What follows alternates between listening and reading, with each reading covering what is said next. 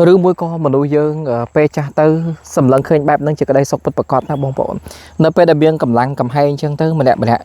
មានការប្រកួតប្រជែងគ្នាចង់ឈ្នះចង់ចាញ់ចង់រកលុយគ្រប់បែបយ៉ាងឲ្យទៅបានលុយបានកាក់ធ្វើយ៉ាងម៉េចក៏ដោយណាក៏ប៉ុន្តែ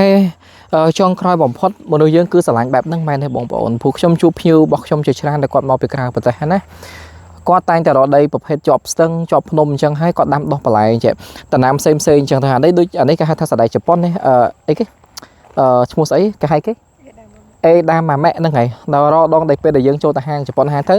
គេដាក់អាហ្នឹងមុនយើងទទួលទានមុនមហូបឆ្អិននេះគេដាក់អាហ្នឹងហើយនេះបងប្អូនគាត់ដាំទ្រាប់ដាំស្លឹកគ្រៃដាំអីផ្សេងអញ្ចឹងទៅហើយក្នុងនឹងផងដែរក៏មានតរ៉េនមានអីអញ្ចឹងណានៅខាងខេត្តពោធិ៍សាត់គាត់ស្រឡាញ់ទឹកដីនៅខេត្តពោធិ៍សាត់ខ្លាំងមែនតើគាត់មកពីខាងអូស្ត្រាលីមកហើយគាត់បាននិយាយថារកពេលដែលគាត់ទៅភ្នំពេញឬក៏គាត់ទៅណាទៅណីអញ្ចឹងគាត់នឹករលឹកដល់ចំការនឹងខ្លាំងមែនតើនឹករលឹកដោយសារតែសប្បាយចិត្តជាមួយនឹងការដាំដុះជាមួយនឹងការផ្សេងអញ្ចឹងណាហើយបើទៅយូរអញ្ចឹងទៅគាត់នឹករលឹកអាហារនេះខ្ញីហ៎ណាមានខ្ញីមានបដិញមិនអីច្រើនណោះបងប្អូនដកពោតមានអីអញ្ចឹងណាប្រហែលជាក្តីសុខឬក៏ការប្រាថ្នាពេលមនុស្សយើងធម្មតាការចាស់ឈឺស្លាប់វាជារឿងធម្មតាមនុស្សយើងគ្រប់គ្នាអញ្ចឹងអ្នកខ្លះទៅពេលដែលគាត់មានវ័យចាស់ជរាទៅក៏គាត់នឹកឃើញទាំងអស់ហ្នឹងជាពិសេសបងប្អូននៅក្រៅប្រទេសដែលគាត់តាក់ទងមកខ្ញុំដែលគាត់ទិញដីខ្ញុំគាត់តែងតែនិយាយថារាល់ពេលដែលគាត់នៅក្រៅប្រទេសគាត់ពីក្មេងអត់អីទេពេលដែលគាត់ទៅដំបូងអត់អីគាត់តែងតែគិតថាគាត់អត់ចង់មកស្រុកខ្មែរវិញទេគាត់នៅស្រុកគេរហូតតែអញ្ចឹងគាត់តែនិយាយអញ្ចឹងក៏ប៉ុន្តែដល់ឡែកតាក់ទងពេលដែលគាត់ចាស់ទៅឬសំលេងរៃយំឃើញដើមថ្នោតឃើញវាលស្រែឃើញអីហ្នឹងណា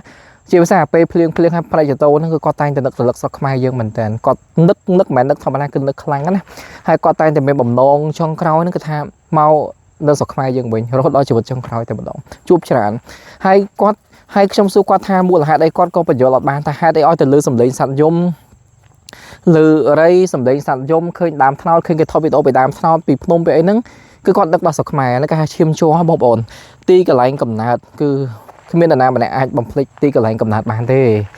ហ្នឹងហើយដូចជាស្ដែងបងស្រីគាត់នៅខាងអូស្ត្រាលីហើយគាត់មកដាំដុះអញ្ចឹងបងប្អូនហើយគាត់រីសប្បាយចិត្តណាសប្បាយចិត្តខ្លាំងមែនតើ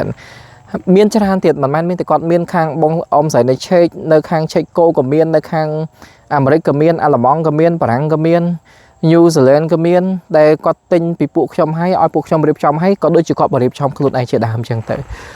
ដូចជាងឹតហើយប៉ុណ្ណឹងចុះណោះនឹងអរគុណច្រើនប៉ុណ្ណឹងចុះ